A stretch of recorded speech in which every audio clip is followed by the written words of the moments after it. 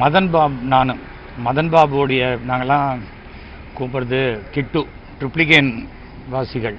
நான் மதன் பாபு எல்லாருமே ட்ரிப்ளிகேன்லேருந்து வந்தவங்க. 50 வருஷம் ஃப்ரெண்டு. ரொம்ப சென்ஸ் ஆஃப் ஹியூமர் ரொம்ப ஜாஸ்தி. மதன் பாபு வந்து started is career as a musician. நாடகத்துக்கு அப்போல்லாம் வந்து லைவ் ஆர்கெஸ்ட்ரா, ஒரு கிட்டார், ஒரு பேங்கோஸ், அந்த மாதிரி ஒரு ஹார்மோனி, அந்த மாதிரி இருக்கும்.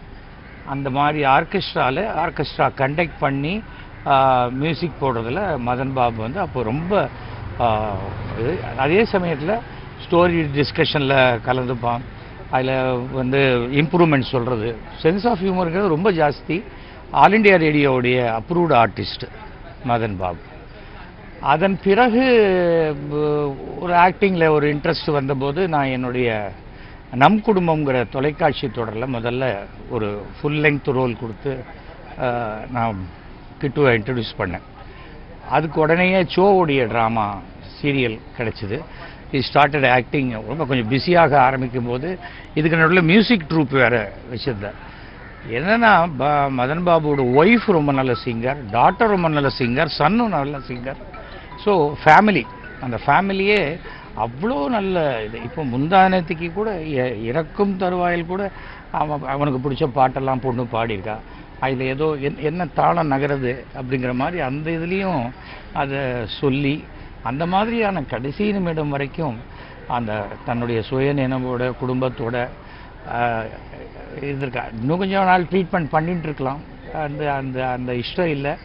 தனக்கு இப்படி இப்போ ஒரு கேன்சர் வந்திருக்குங்கிறத வெளியில் சொல்லவும் விருப்பம் இல்லை.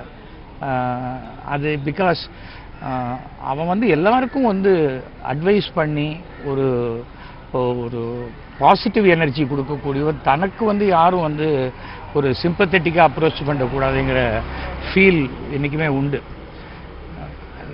அவனுக்கு உடம்பு சரியில்லையோன்னு எனக்கு இதில் சின்ன டவுட்டில் கூட நான் இன்றைக்கி ஒரு நாள் ஃபோன் பண்ணேன்.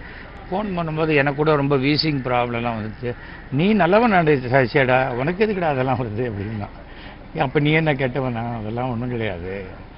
இது வந்து எங்கள் பாட்டி எனக்கு கொடுத்தாங்க, நான் என் பொண்ணுக்கு கொடுத்துருக்கேன். அது வர்றது வம்சமாக வருது, அவ்வளோதான் அப்படின்னு சொன்னேன். பட் ஒரு வெரி கரேஜியஸ் பர்சன். தான் சொல்ல நினைக்க ஒரு விஷயத்தை சிரிச்சுக்கிட்டே சொல்லக்கூடியவர்.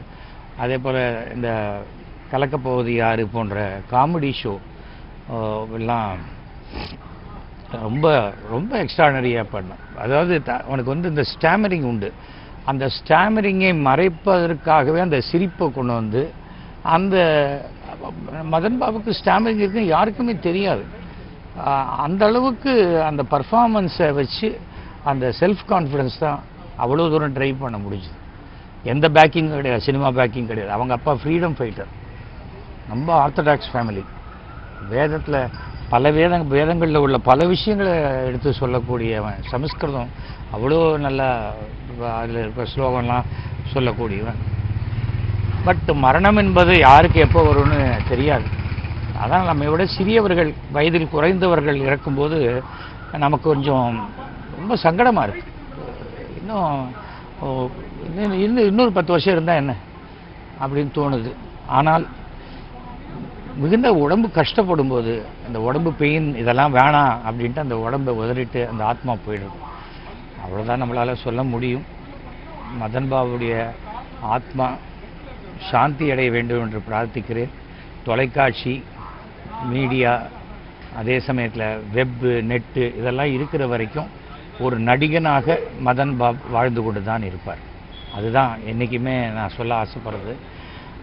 இழப்பு வந்தோம், ஆறுதல் சொன்னோம் அவங்க குடும்பத்துக்கு, எல்லாம் ஓகே. ஆனால் அந்த குடும்பத்துக்கு ஒவ்வொரு நாளும் என்னடா 4 பேர் இருந்தோம் 3 பேர் தான் இருக்காங்க அப்படிங்கிற அந்த ஃபீல் வரும் பாருங்க. அது போகிறதுக்கு ரொம்ப வருஷம் ஆகும். அவர்களுக்கு என்னுடைய ஆறுதலையும் அந்த குடும்பத்துக்கு எப்பவும் நம்ம சப்போர்ட்டாக இருப்போங்கிற நம்பிக்கையும் அவங்களுக்கும் நான் கொடுத்துட்டு தான் வந்திருக்கேன்.